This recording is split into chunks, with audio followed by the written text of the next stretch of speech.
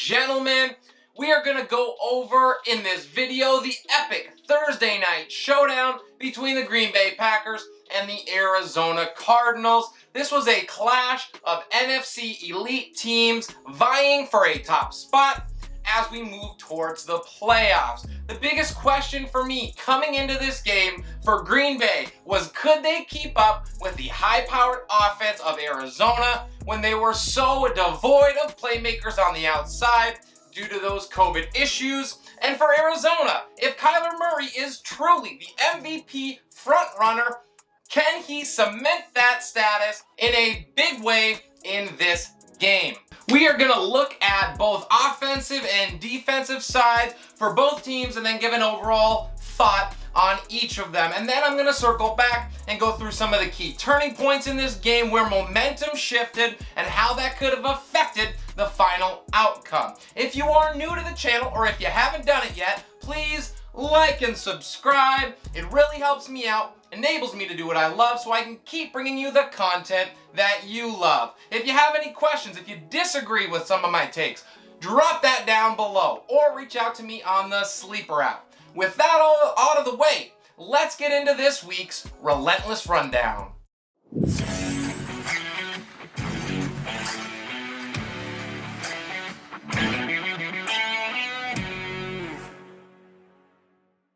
I will start by saying I left this game feeling disappointed that I wasn't able to see the two best receivers in the NFL battle it out. Devontae Adams had the COVID issue, didn't play. Nuke Hopkins, besides that big play early in the first quarter, was basically absent as he sat on the sideline dealing with that hamstring injury. It was quite a bummer to miss both of those guys in action. The other thing that I would say is from start to finish, this was an amazing game. Green Bay was able to battle against all odds to overcome. Now let's move to Arizona and we'll start with their offense. To say that they were poor doesn't cover it. I think that the word I would use when watching Arizona offensively here is pitiful. The play calling, the overall game plan, I think that Cliff Kingsbury has a lot to answer to because it was not up to par, it was below average, and that's being kind.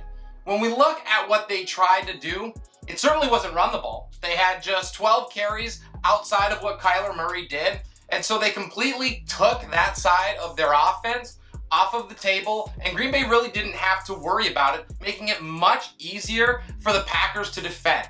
The Packers were missing their defensive coordinator and their top two cornerbacks in this game.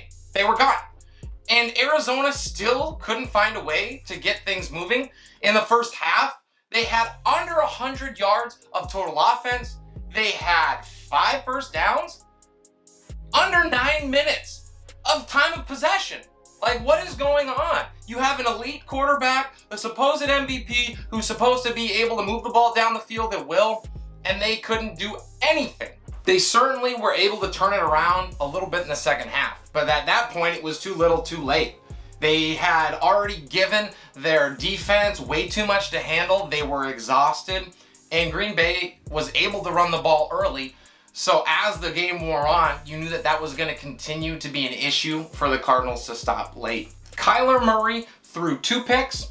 He had 154 passing yards going into the fourth quarter, and he missed a wide open 50-yard touchdown pass that would have changed momentum.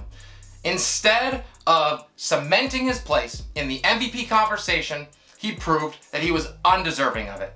You then move to the special teams, and Rondale Moore on that muffed punt, do you not know it hit your hands? Like, are you completely unaware of what your fingers do? This is a 1980. There's instant replay. They're going to be able to see that it touched. And after it did, he just kind of stood there and watched as Green Bay recovered. Like, he didn't even make an attempt to go after it. It was just unacceptable. I would continue to go on, but I'm just getting myself worked up. So we're going to move to the defense for Arizona. Their performance was nothing short of heroic. They were put so far behind the 8 ball in this game that it looked impossible to give that offense a chance to win this game, and they still found a way to do that. I will absolutely concede that they gave up a decent amount of yardage on the ground, and they were clearly helped by the Packers' wide receiver core being decimated. But in the fourth quarter, they were doubled up on time of possession, so I'm not sure what else you could really expect under those circumstances.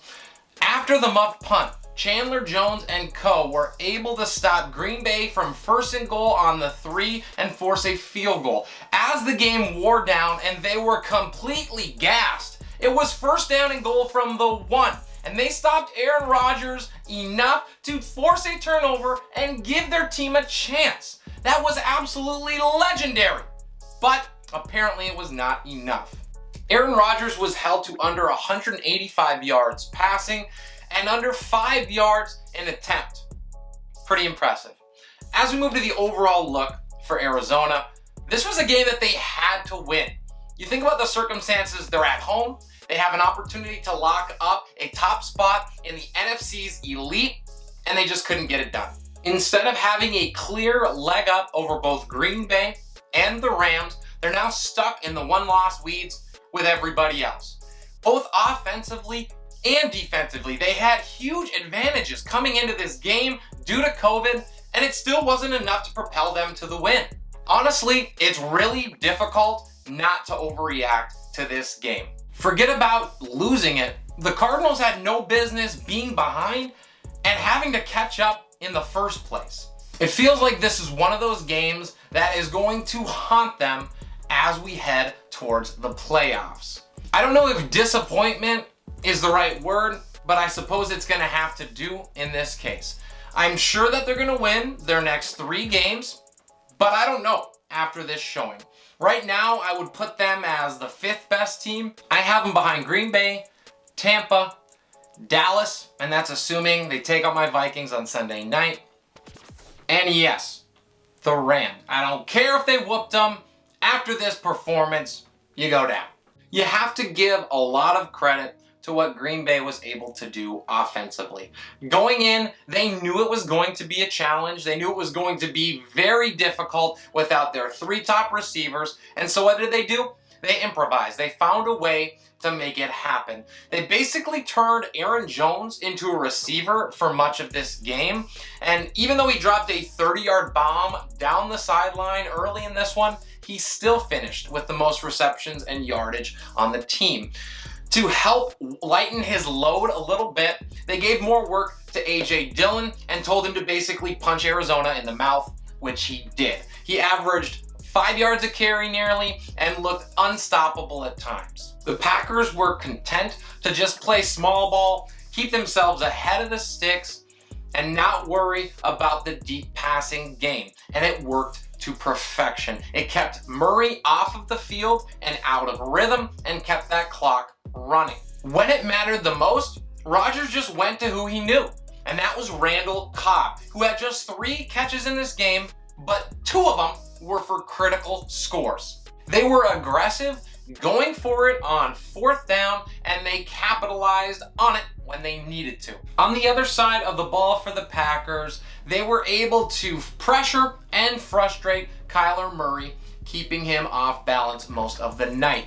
After DeAndre Hopkins had that big play early, the big plays completely dissipated. They were able to tackle well, they rallied to the ball, and they kept things in front of them.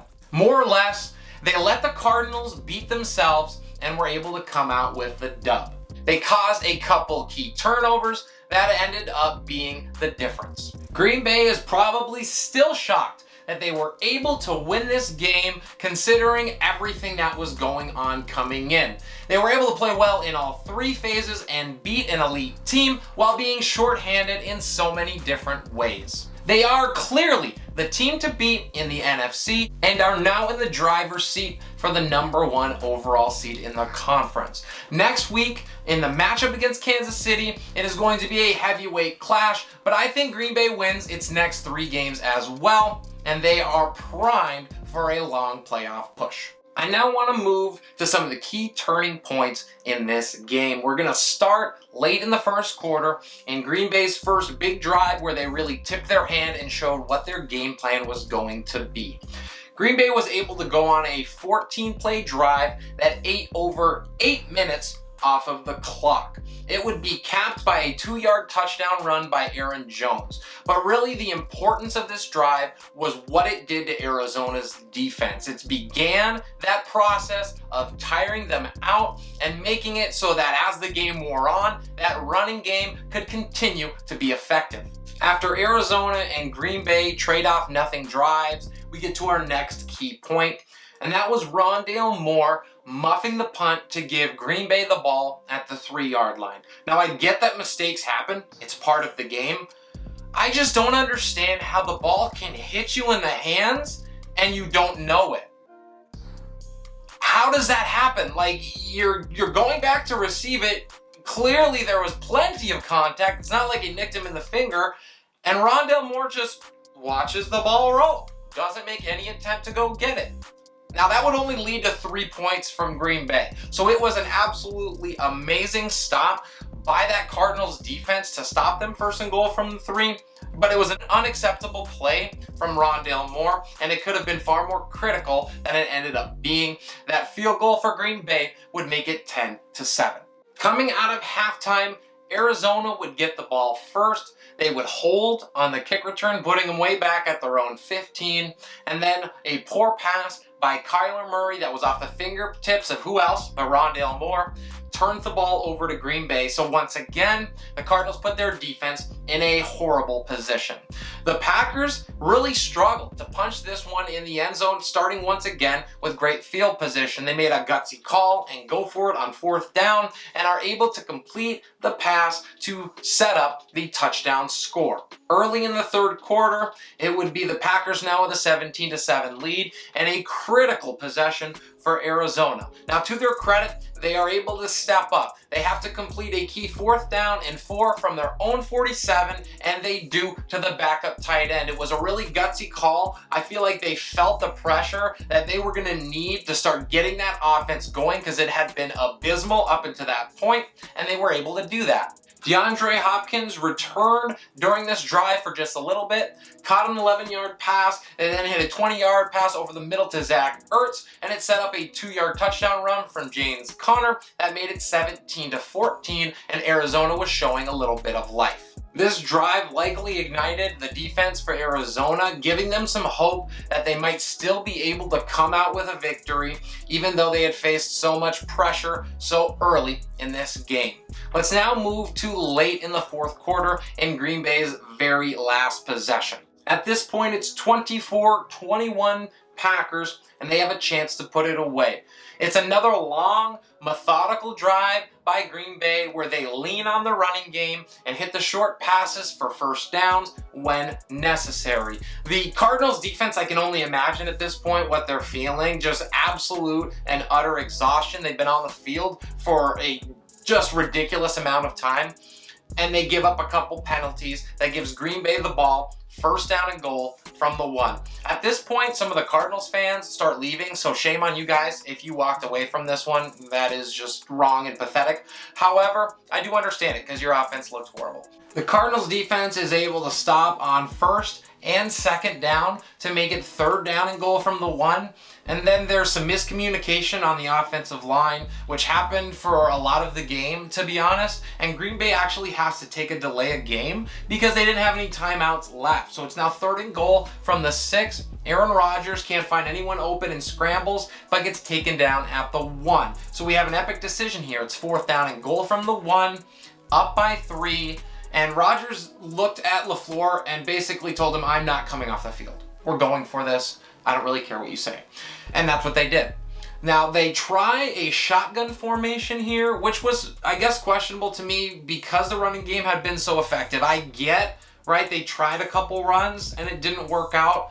I would have loved to see the ball in Aaron Jones' hands there to be able to finish it off. They end up getting the pass tipped. Arizona's defense makes a heroic effort to get off the field and give that offense a chance. Arizona, still down by 3, only needing a field goal to send this one to overtime, starts at their own 1.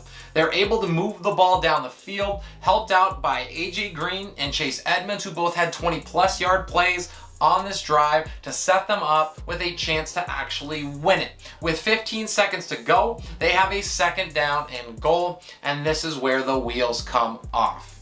Kyler Murray was banged up on first down trying to run it, and it was clear that he was hobbled as this play went on. However, the throw to AJ Green, while it was good, they were clearly not on the same page, and a great defensive play by the former Cardinal ends up ending in an interception and sealing the game for the Packers. It was a very disappointing ending to this game. I would have loved to see it go into overtime. Obviously, as a Vikings fan, I would have loved to see the Packers lose this game. However, you can't give them enough credit. They did a great job in a horrible environment and were able to pull out the win. And that's all I got for you guys. Thank you for joining me. Please drop any comments or disagreements with me down below. This is Relentless Press. I am your host, Abraham Opatz, and we'll see you next time.